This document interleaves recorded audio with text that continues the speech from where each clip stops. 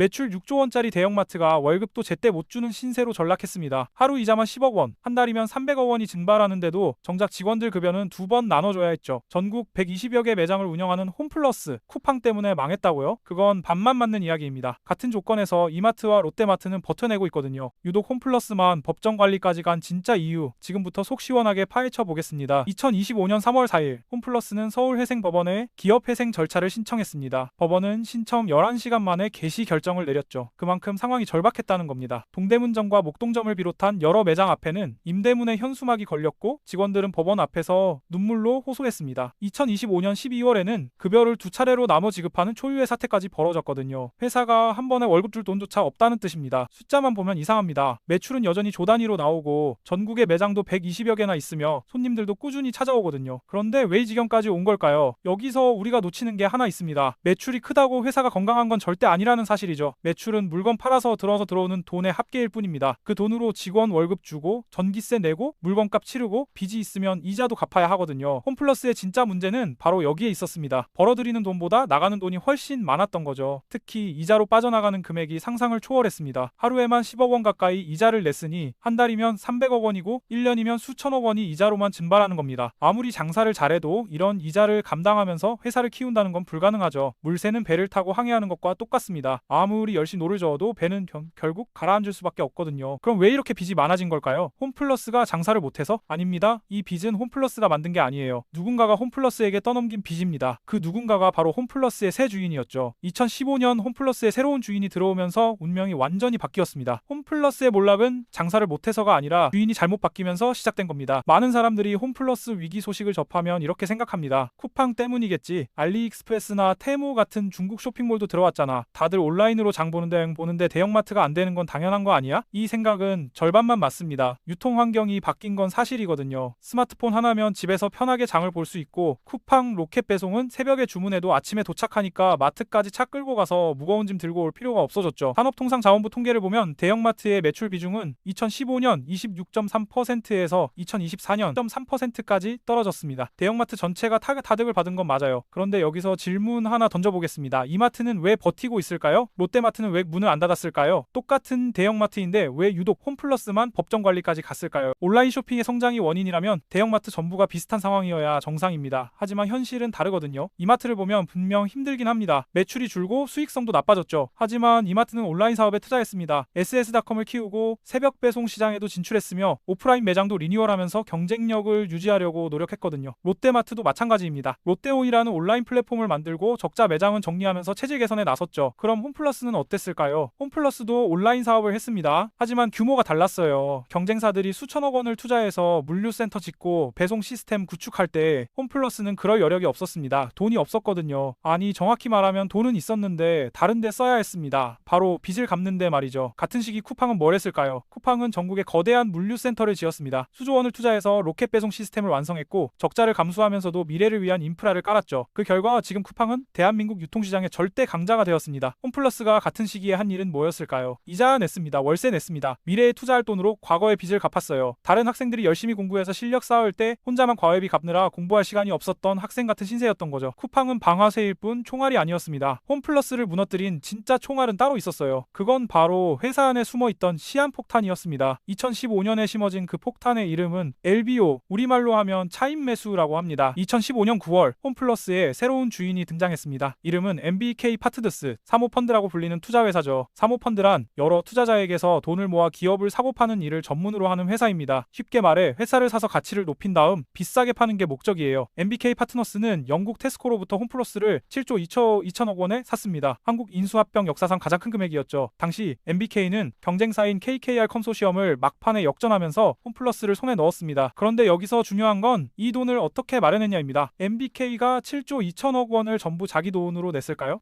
입니다. 이 중 약 2조 7천억 원은 홈플러스의 부동산을 담보로 빌린 돈이었어요. 이런 방식을 LBO라고 부릅니다. 레버리지드 바이아웃. 쉽게 풀면 빚을 지렛대 삼아 회사를 사는 방식이죠. 내 돈은 조금만 넣고 대부분은 빌려서 큰 회사를 사는 겁니다. 적은 돈으로 큰 회사를 살 수 있으니 투자자 입장에서는 효율적인 방법처럼 보이거든요. 문제는 그 빚을 누가 갚느냐입니다. 보통 생각하면 빚낸 사람이 갚아야 하잖아요. 하지만 LBO에서는 다릅니다. 빚을 낸 건 MBK인데 그 빚을 갚는 건 홈플러스예요. 무슨 말인지 쉽게 풀어볼게요. 비유를 들어보겠습니다. 여러분이 집을 사고 싶은데 돈이 없다고 가정해 봅시다. 그래서 은행에서 돈을 빌려요. 그런데 그 대출금을 여러분이 갚는 게 아니라 그 집에 새로 들어오는 세입자가 갚게 만든다면 어떨까요? 세입자는 월세도 내야 하고 집주인의 대출 이자까지 내야 하는 겁니다. 말도 안 되는 상황처럼 들리지만 LBO가 바로 이런 구조입니다. MBK는 홈플러스를 사면서 빚을 냈고 그 빚은 홈플러스의 장부에 올라갔어요. 홈플러스가 벌어들이는 돈으로 그 이자를 갚아야 했던 거죠. 하루에 10억 원 가까운 이자가 나는 구조가 바로 여기서 시작되었습니다. 여기서 또 하나 짚고 넘어가야 할 게 있습니다. MBK 파트너스는 왜 이런 방식으로 홈플러스를 샀을까요? 사모펀드의 본질을 이해해야 해요. 사모펀드는 보통 5년에서 10년 안에 투자금을 회수해야 합니다. 투자자들에게 수익을 돌려줘야 하니까요. 그래서 가능한 한 적은 돈을 넣고 빠른 시간 안에 최대한 많은 이익을 뽑아내려고 하거든요. 더 충격적인 사실이 있습니다. 최근 공개된 인수금융 투자 설명서에 따르면 MBK는 홈플러스를 인수할 때부터 매장 매각 계획을 세워뒀어요. 인수하자마자 부동산을 팔아서 빚을 갚겠다는 계획이었던 겁니다. 처음부터 유통업을 키우겠다는 생각보다는 부동산 자산에 주목했다는 비판이 나오는 이유죠. 회사의 미래를 위해 투자해야 할 돈이 전부 빚 갚는 데 들어가는 구조. 홈플러스의 비극은 여기서 시작되었습니다. 빚을 갚으려면 돈이 필요합니다. 그런데 영업이익으로는 이자도 감당이 안 돼요. 그러면 어떻게 해야 할까요? 홈플러스가 선택한 방법은 자산 매각이었습니다. 쉽게 말해 가지고 있는 것들을 파는 거죠. 홈플러스가 가진 값진 자산은 뭐였을까요? 바로 전국 곳곳에 있는 매장 부지와 건물이었습니다. 홈플러스는 알짜배기 매장들을 하나둘씩 팔기 시작했습니다. 그런데 매장을 팔면 장사를 못하게 되는 거 아니냐고요? 여기서 세일 앨리스백이라는 방식이 등장합니다. 우리말로 하면 매각 후 재임대라고 할 수 있어요. 건물을 팔되 그 건물에서 계속 장사할 수 있도록 다시 빌려 쓰는 겁니다. 쉽게 비유해 볼게요. 여러분이 자기 집에서 살고 있다고 칩시다. 그런데 급하게 돈이 필요해서 집을 팔아요. 하지만 이사 갈 곳이 없으니 집을 산 주인에게 매달 월세를 내고 그 집에 계속 사는 겁니다. 원래는 월세 한 푼 안 내도 되던 내 집이었는데 이제는 매달 수백만 원씩 월세를 내야 하는 신세가 된 거죠. 홈플러스에 정확히 이런 일이 벌어졌습니다. 원래 홈플러스가 직접 소유하던 매장들은 월세가 없었어요. 그런데 건물을 팔고 나니 매달 수억 원씩 임대료를 내야 했습니다. 전국에 있는 여러 매장이 이렇게 바뀌면서 임대료 부담이 눈덩이처럼 불어났거든요. 처음에는 건물을 팔아서 목돈이 생겼으니 좋아 보였을 수도 있습니다. 하지만 이건 미래의 돈을 당겨 쓴 것에 불과했어요. 당장은 급한 불을 끌 수 있지만 길게 보면 회사의 체력을 갉아먹는 선택이었습니다. 더 큰 문제가 있었습니다. 한번 이 방식에 손을 대니 멈출 수가 없었어요. 매각한 건물에 월세를 내려면 또 돈이 필요했고 그 돈을 마련하려면 또 다른 건물을 팔아야 했습니다. 끝없는 추락이었죠. 가장 좋은 위치의 자산부터 팔려나갔고 남는 건 점점 가치가 떨어지는 것들 뿐이었습니다. 숫자로 보면 더 심각합니다. 홈플러스가 매각한 매장 수는 20곳이 넘어요. 경기 안산점 등 수익성 좋은 매장들이 줄줄이 손을 떠났습니다. 한때 회사의 든든한 자산이었던 땅과 건물들이 모두 남의 것이 되었죠. 현재 홈플러스가 담보로 잡힌 매장만 62개에 달합니다. 대부분 메리츠 금융그룹이 담보로 보유하고 있어요. 홈플러스는 자기 살을 깎아서 연명하는 신세가 되었습니다. 오늘 버티기 위해 내일의 희망을 갈아넣는 구조였던 거죠. 그렇게 10년이라는 시간이 흘러갔습니다. 홈플러스가 빚과 월세에 허덕이는 동안 세상은 빠르게 변했어요. 폰이 대중화되면서 온라인 쇼핑이 폭발적으로 성장해 소비자들의 습관도 달라졌습니다. 마트에 직접 가는 대신 앱으로 주문하고 집에서 받는 게 당연해졌거든요. 이 변화에 적응하려면 투자가 필요했습니다. 물류센터를 지어야 하고 배송 시스템을 구축해야 하고 온라인 플랫폼을 개발해야 해요. 모두 돈이 드는 일이죠. 경쟁사들은 이 투자를 했습니다. 쿠팡은 수조 원을 쏟아부어 전국에 물류망을 깔았고 이마트도 SSG닷컴에 투자하며 온라인 시장에서 살아남으려 했어요. 홈플러스는 무엇을 했을까요? 이자 내느라 바빴습니다. 월세 내느라 허덕였어요. 미래를 준비해야 할 자금이 고스란히 빚 갚는데 묶여버렸습니다. 숫자로 보면 더 명확해집니다. 홈플러스가 이자와 임대료로 지출한 금액은 연간 수천억 원에 달했거든요. 이 돈이면 웬만한 물류센터 하나를 지을 수 있습니다. 경쟁사가 미래를 준비할 때 홈플러스는 과거에 발목이 잡혀 있었던 거죠. 같은 출발선에서 시작한 경주인데 홈플러스만 양말에 모래주머니를 차고 뛰는 형국이었습니다. 그나마 남은 돈으로는 매장 리뉴얼도 제대로 못했어요. 경쟁사 매장은 점점 깔끔하고 현대적으로 바뀌는데 홈플러스 매장은 예전 그대로였습니다. 소비자들의 발길이 점점 뜸해졌죠. 매출이 줄어들면 빚 갚기가 더 힘들어집니다. 다시 자산을 팔아야 하고 그러면 월세 부담이 또 늘어나요. 빠져나올 수 없는 수렁이었습니다. 실적 하락은 수치로도 드러납니다. MBK에 인수되기 전인 2014회계 연도에 홈플러스 매출은 8조 5천억 원이 넘었어요. 하지만 인수 후로는 한 번도 매출 8조 원을 넘긴 적이 없습니다. 가장 최근인 2023회계 연도에는 6조 9천억 원대로 떨어졌죠. MBK 인수 전에는 연간 2천억 원대 영업이익을 냈던 홈플러스가 이제는 3년 연속 수천억 원대 적자를 기록하고 있습니다. 직원들의 사기도 떨어질 수밖에 없었습니다. 인수 당시